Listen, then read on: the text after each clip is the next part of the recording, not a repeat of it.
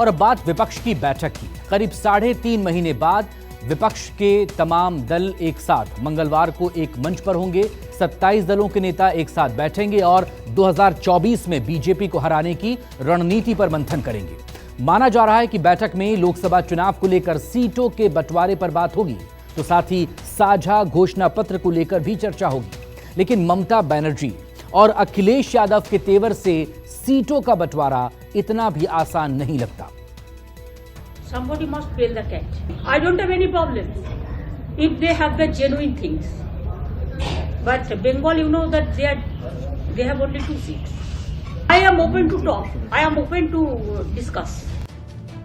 PM Modi से मुलाकात और इंडिया गठबंधन की बैठक से पहले ममता बनर्जी के इस बयान ने एक बार फिर यह साफ कर दिया कि इंडिया गठबंधन में सीटों का बंटवारा अब और भी मुश्किल हो चला है। विधानसभा चुनावों में कांग्रेस की शिकस्त के बाद तो ये और भी टेढ़ी खीर बन चुकी।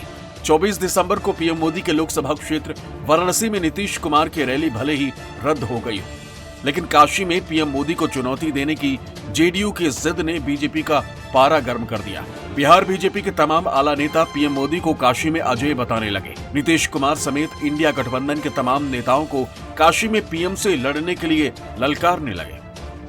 अगर किसी में इंडी गठबंधन में हिम्मत है तो एक व्यक्ति जाके नरेंद्र मोदी से बनारस लड़ ले, चुनाव में नीतीश कुमार हो या आरजेडी का कोई हो। अरे ये सब आईवास है, अपने स्वार्थों के लिए जा रहा है, अपने गुनाहों को छिपाने के लिए गठबंधन कर रहा है। इंडिया गठबंधन की चौथी बैठक के पहले सियासत की गंगा में काफी पानी बह चुका। 5 राज्यों के चुनावी नतीजों ने इंडिया गठबंधन की अगुवाई के लिए उतावली कांग्रेस के हौसले कमजोर किए, तो वाराणसी में 24 दिसंबर को होने वाली नीतीश कुमार की रैली भी स्थगित हो चुकी।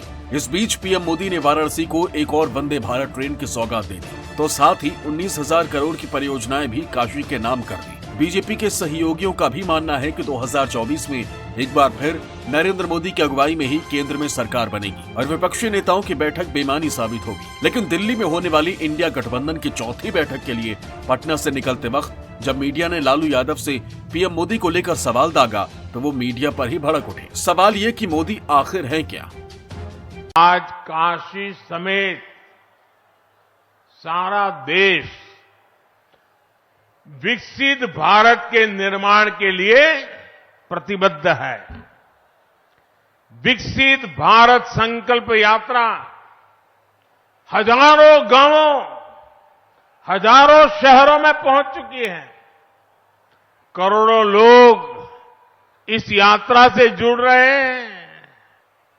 यहां काशी में मुझे भी विकसित भारत संकल्प यात्रा का हिस्सा बनने का अवसर मिला है।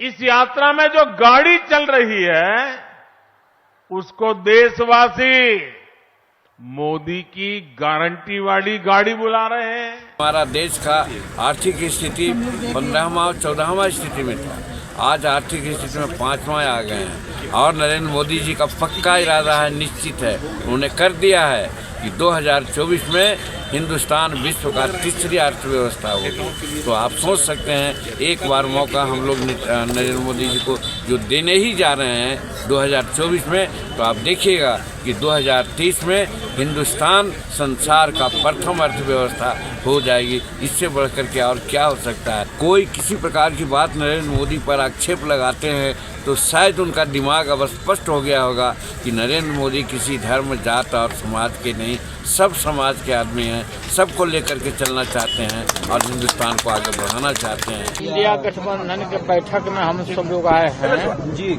और इसको बहुत इसका उज्जवल भविष्य है और इंडिया गठबंधन इस बार देश में सत्ता बनाएगा और हम लोग जीतेंगे और सब लोग मिलजुल करके हम लोग एकजुट हैं और एकताबद्ध होकर के हम लोग नरेंद्र मोदी के सरकार को उखाड़ के फेंकेंगे। सारी चीजों पे बात होगी और जहाँ तक आपको बोला गया है कि 4 कमेटियां तो बनाई गई है पहले से, और कमेटी में जो है वो कमेटी का काम जो है वो कमेटी देख रही है और हर चीजें जो है सामने थोड़ी लाई जाती है। जो काम हुआ है वो हम लोग जानते क्या हुआ है। तो सारी चीजें सार्वजनिक थोड़ी की जाती है। 3 राज्यों कहाँ क्या है नहीं है, चुनाव को लेकर के जो तैयारियां होनी चाहिए वो हो रही है और उस पर हम लोग काम कर रहे हैं। जब से इंडिया गठबंधन बना है तब से ही ये सवाल पूछा जा रहा है कि आखिर गठबंधन में सीटों का बंटवारा कब होगा तो फिर किस फॉर्मूले से होगा। चाहे बीजेपी के एक उम्मीदवार के सामने इंडिया गठबंधन के एक उम्मीदवार की बात हो या फिर गठबंधन के संयोजक बनाने की बात। विपक्षी नेताओं को उम्मीद है कि दिल्ली की इस चौथी बैठक में सारे सवाल हल हो जाएंगे। Better late than never. ये जो अलायंस है ये सिर्फ जो है दिखाने के लिए है, क्योंकि ये अलायंस के दरमियान जो अभी जो 3 राज्य का जो चुनाव का नतीजा सामने आया तो उसका क्या हम लोगों ने उससे क्या देखा, तो स्वाभाविक है कि इसका मीटिंग जितना भी हो लेकिन कोई नतीजा निकलने वाला नहीं है और कांग्रेस पूरी तरह से टूट चुका है। लोगों ने कांग्रेस से मुंह फेर लिया है और बाकी जो पार्टी है सभी परिवारवाद और नेपोटिज्म के साथ जुड़ा हुआ है। सभी जो पार्टी है सभी पार्टी दुर्नीति के साथ जुड़ा हुआ है। कल जो बैठक है उसमें तो रहेंगे हम लोग और हमें उम्मीद है देश के सभी नेता मिलकर के और खासकर इंडिया गठबंधन के जितने भी साथी हैं निर्णय लेंगे और आने वाले समय में भारतीय जनता पार्टी को कैसे हटाएं उस पर विचार जरूर होगा। 2024 के चुनाव को लेकर के एनडीए हारे इंडिया जीते उसकी रणनीति में पीडीए कहीं न कहीं रहेगा। हमारी रणनीति पीडीए है, पीडीए ही एनडीए को हराएगा, पीडीए एनडीए को हरा करके इंडिया को जिताएगा। कई व्यक्ति हैं, ऐसा नहीं, हमें लगता है कि विपक्ष के पास कई नेता कई चेहरे हैं और मैं समझता हूं कि विपक्ष की ताकत है। विपक्ष की ताकत है। भारतीय जनता पार्टी अब तो वो बस एक चेहरा निर्भर मोदी के नाम पर। विधानसभा चुनाव आपने देखा कि मोदी के नाम पर लड़ा गया, हालांकि मोदी जी वहाँ कहते थे कि कमल के ऊपर, लेकिन जब लोकसभा का आएगा वहाँ तो बस अमित शाह भी कह रहे हैं कि भाई एक ही है वो मोदी मोदी मोदी।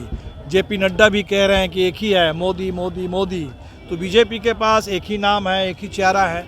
लेकिन इतना बड़ा देश, इस देश की विविधता विशालता, तो इस देश के विपक्ष के पास कई नेता कई दल कई चेहरे अगर हो, हमें नहीं लगता है कि विविधता में ही एकता।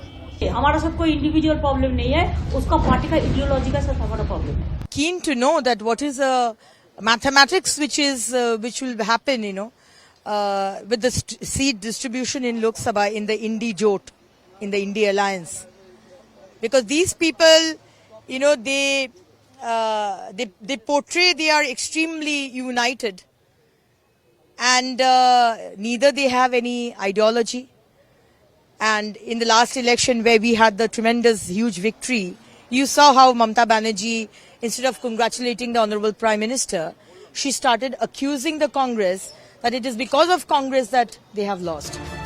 3 महीने के बाद एक बार फिर देश के तमाम विपक्षी दलों के नेता एक साथ एक मंच पर नजर आएंगे। मिशन 2024 के लिए रणनीति भी बनाएंगे। लेकिन सबसे अहम सवाल यह है कि क्या दल अपने मनभेद भुला पाएंगे, ज्यादा से ज्यादा सीटों पर खुद ही लड़ने की दावेदारी त्याग पाएंगे। कैमरामैन ऋषि के साथ सौरभ कुमार, पटना, न्यूज़ 24।